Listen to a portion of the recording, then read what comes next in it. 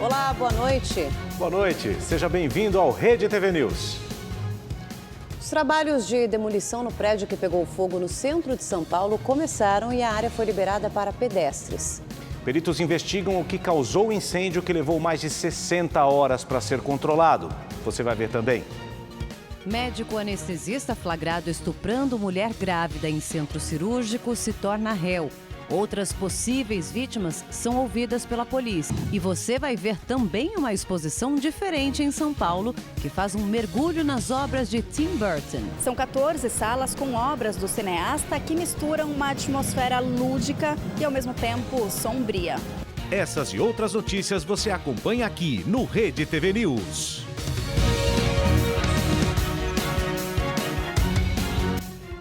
Rede TV News de volta e olha, começou neste sábado a demolição do prédio que pegou fogo na região da 25 de março, no centro de São Paulo.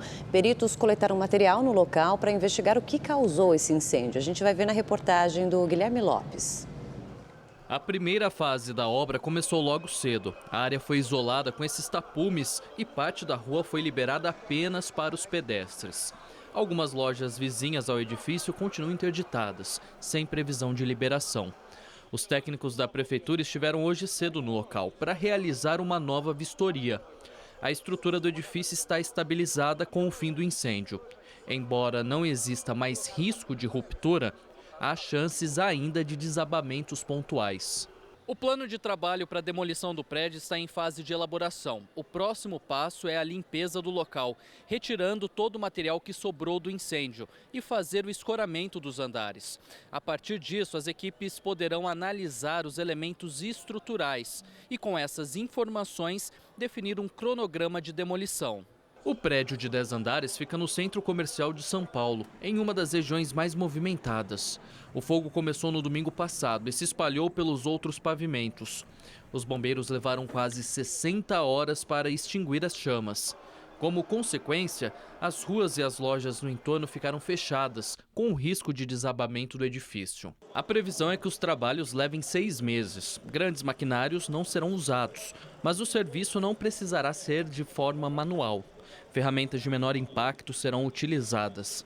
Ainda segundo a administração municipal, as obras serão realizadas 7 dias por semana e vão contar com 20 operários. A associação que representa os lojistas está em negociação com a prefeitura para evitar que os trabalhos causem ainda mais impacto para o comércio. A gente está tentando ter um diálogo bem aberto com a prefeitura para saber como que vai ser feito agora a demolição desse prédio.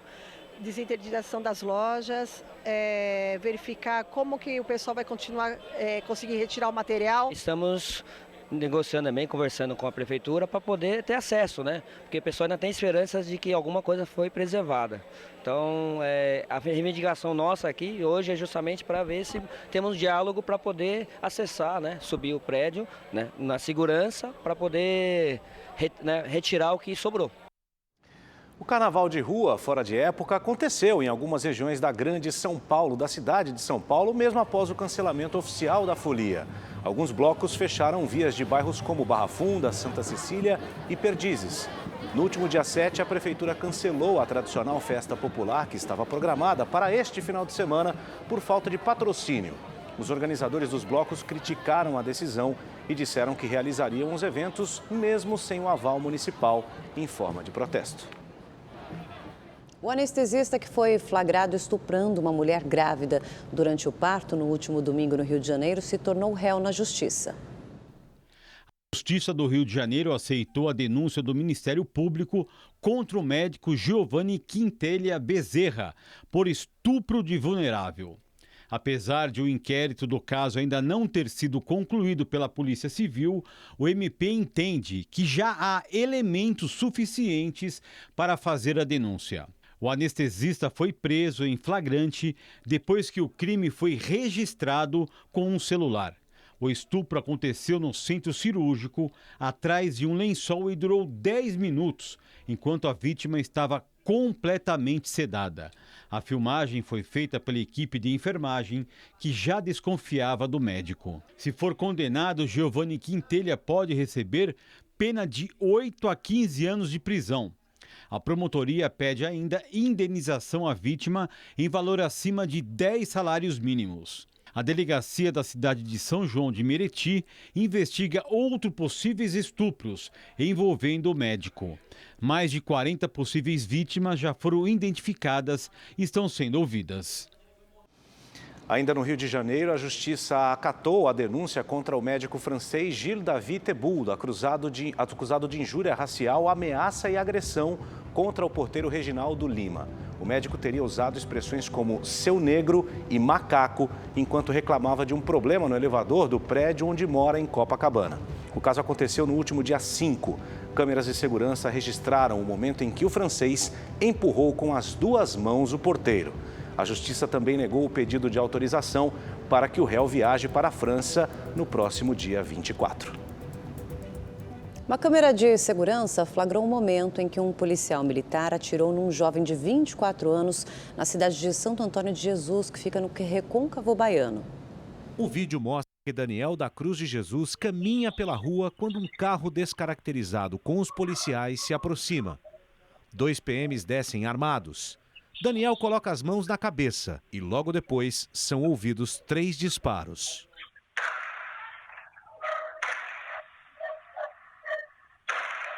O caso aconteceu na manhã de ontem. Em nota, a Polícia Militar afirmou que a equipe fazia ronda quando tentou abordar o rapaz e foi recebida a tiros, revidando. O mesmo documento indica que o inquérito para apurar os fatos será concluído em 40 dias. A família de Daniel diz que as imagens contradizem a versão da polícia e pede justiça. Um homem foi morto a tiros e o irmão baleado em uma emboscada na cidade de Itaperuçu, na região metropolitana de Curitiba. Câmeras de segurança registraram a ação dos criminosos. Nas imagens dá para ver que uma viatura da Polícia Militar passa pela rua. Logo depois, o carro das vítimas para em cima da calçada e em seguida um outro veículo para ao lado. Um dos ocupantes desce e atira várias vezes no motorista, que morre no local. Um terceiro automóvel também surge. Um homem desce e atira no irmão da vítima. Ele foi atingido na perna e levado ao hospital. O caso é investigado. Um homem foi flagrado tocando as partes íntimas em público num restaurante de Goiânia. As imagens foram gravadas por outros clientes do local. O homem foi levado à delegacia por ato obsceno. Ele assinou um termo circunstanciado de ocorrência e foi liberado. A Polícia Civil de São Paulo apreendeu um caminhão com aproximadamente 1 tonelada de maconha na rodovia SP-483, próxima à cidade de Itaciba, no interior do estado. A droga estava escondida no fundo falso da carroceria que transportava leite em pó. O motorista foi preso em flagrante por tráfico de drogas. O caminhão saiu do Paraguai e ia para Minas Gerais. Um levantamento do Tribunal Superior Eleitoral mostra que os brasileiros estão mais interessados na política nestas eleições. O número de eleitores cresceu, principalmente entre os jovens com menos de 18 anos. É o maior número de eleitores já registrado no país. Segundo o levantamento, 156.454.011 brasileiros poderão ir às urnas no próximo dia 2 de outubro. E o aumento não é apenas porque a população tem crescido. A quantidade de eleitores com menos de 18 anos e mais de 70 também aumentou, o que revela um interesse maior da população pela política, já que nessas faixas etárias o voto é facultativo. São Paulo, Minas Gerais, Rio de Janeiro e Bahia são os maiores colégios eleitorais do Brasil. Juntos respondem por quase metade dos eleitores do país. Mas quando se fala em eleitorado jovem, o Distrito Federal merece destaque. Aqui, o número de pessoas com menos de 18 anos que querem votar subiu 158%, 2 vezes mais que a média nacional. Muito importante, todo jovem deveria ter isso na cabeça dele, de que é muito importante se inserir dentro da sociedade, do meio político, ficar a par do que acontece. Nós somos o futuro do país e a gente precisa pensar no nosso futuro, no futuro dos nossos filhos. E se o eleitorado cresceu, o número de candidatos também não fica atrás. Só para o cargo de governador, o Brasil já tem mais de 200 pré-candidatos. Há ainda 12 pré-candidatos à presidência da República. sem contar os candidatos a senadores, deputados federais, distritais e estaduais. Com tanta opção, os eleitores precisam ficar atentos para não se confundir na escolha no dia da eleição. O problema é que muitas pessoas acabam deixando para escolher em cima da hora quando tem muitos candidatos fazendo campanha ao mesmo tempo. E aí isso sim traz uma certa dificuldade para o eleitor. Procurar a lei e conhecer um pouco da vida pregressa de cada candidato. O registro oficial das candidaturas começa na próxima quarta-feira e vai até o dia 15 de agosto. Se o candidato a governador ou presidente da República não conseguir mais de 50% dos votos válidos no primeiro turno, dia 2 de outubro, será realizado um segundo turno no dia 30 do mesmo mês. O governo federal começa a pagar o Auxílio Brasil referente ao mês de julho na próxima segunda-feira. Mais de 18 milhões de famílias vão receber o benefício e o depósito será feito de acordo com o último número de identificação social e o pagamento vai até o dia 29 de julho. Esse vai ser o último Auxílio Brasil de R$ 400. A partir de agosto, então, o valor do benefício sobe para R$ 600. O presidente Jair Bolsonaro cumpriu a agenda neste sábado em 2 capitais do Nordeste.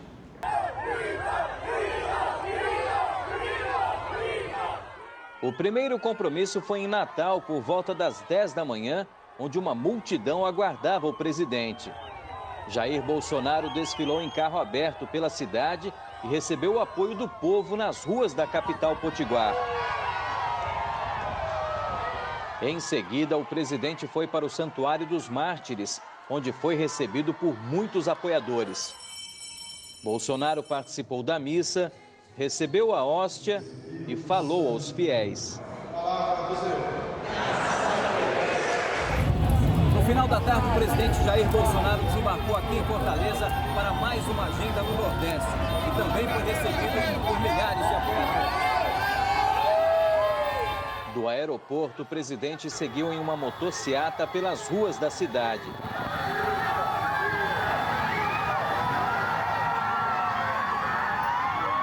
Tem que apoiar o presidente, né, nessa luta aí contra a corrupção no Brasil.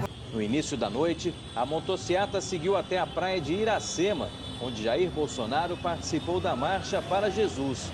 Mais uma vez, uma multidão marcou presença.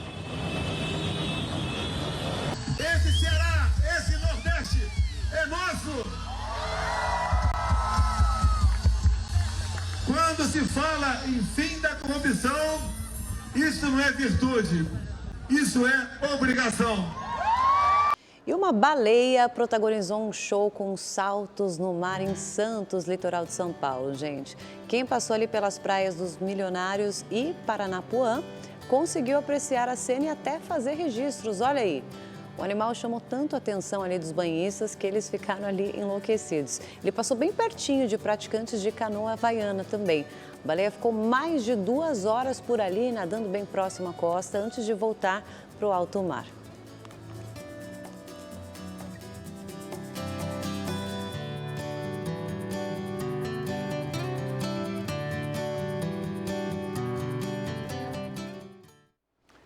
Em São Paulo, uma exposição bem diferente tem atraído milhares de visitantes, né, Érica? Pois é, e nela é possível mergulhar nas obras de Tim Burton, famoso cineasta obcecado pelo terror e também pela fantasia, né? Bem específico, quem gosta do Tim Burton vai curtir muito. Essa mostra vai ficar até o dia 14 de agosto por aqui.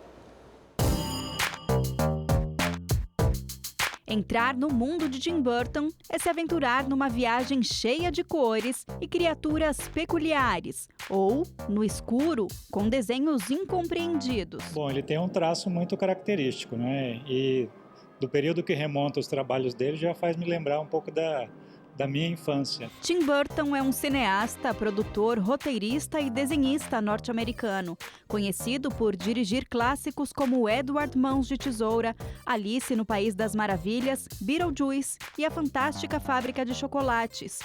Filmes característicos que apresentam aspectos curiosos e misteriosos.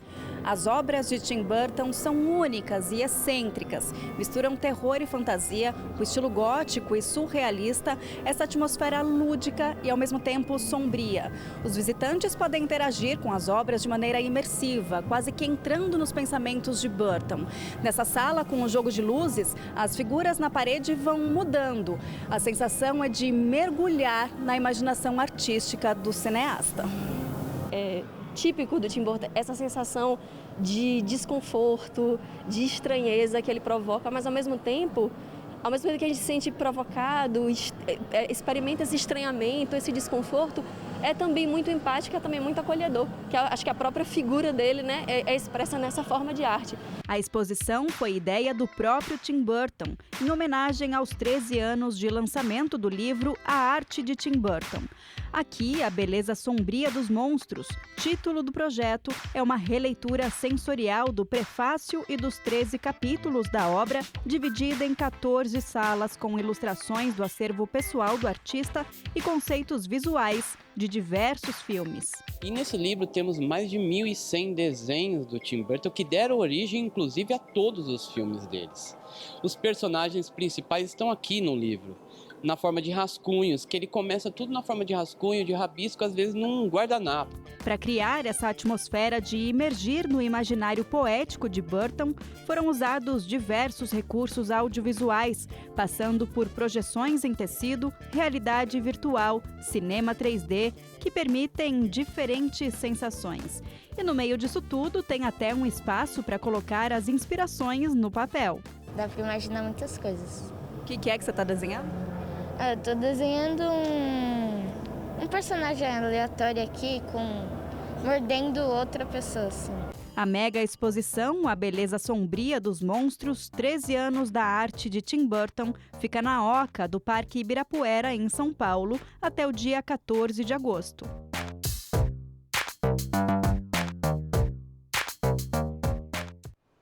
E se você quer ficar por dentro dos vídeos e assuntos que bombaram na internet durante essa semana, o Felipe Giardini traz tudo para você.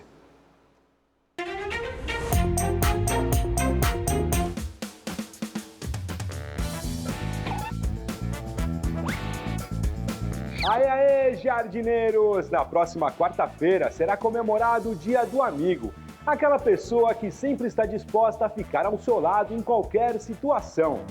Ele não precisa ser igual a você. O importante é demonstrar com atitudes todo o carinho guardado aqui dentro. Arrasta.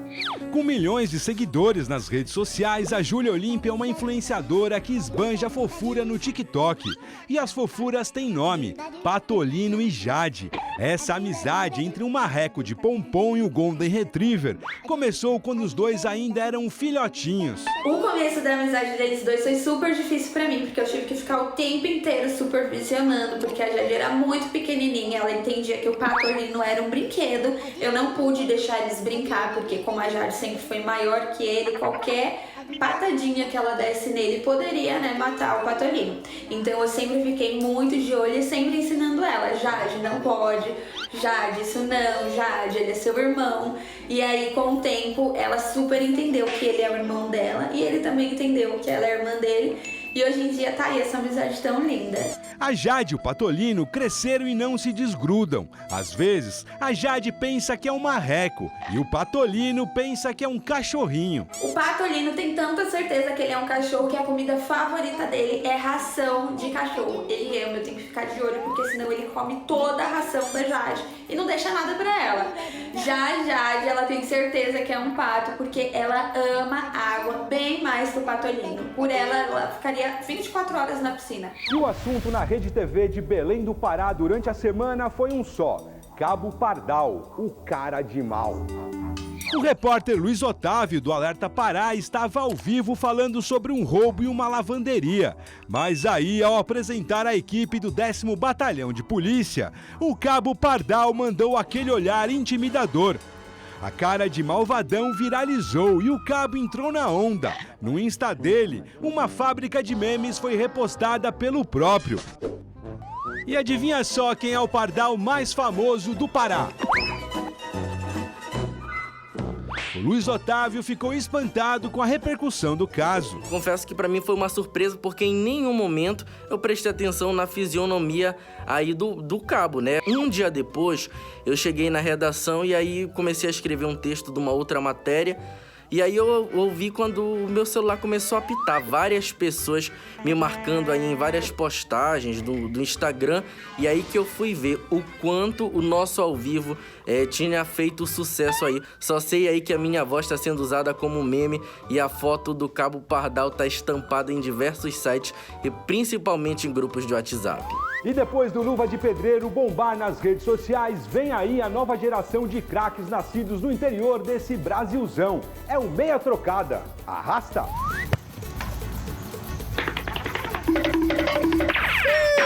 Com mais de 200 mil seguidores no Insta, Kainan Andrade, de apenas 7 anos, é sucesso absoluto na cidade de Mucajaí, em Roraima. O talento do garoto chamou a atenção, olha só de quem. Fala, meu parceiro Meia Trocada, aqui ó. Fala, Meia Trocada, melhor do mundo, receba, Meia Trocada. Você é craque, moleque. Isso aqui é pra vocês. Pega esse chapado com a Meia Trocada. Se joga, tem graça, meu Deus. Gostou desses vídeos? O legal é que no portal da Rede TV tem muito mais. Arrasta pra lá no www.redetv.com.br. Tchau! E essa edição fica por aqui. Uma excelente noite para você. Agora tem Operação de Risco, né, Marcelo? É isso. Boa noite, Érica. E para você também uma grande semana. Até a próxima. Até segunda.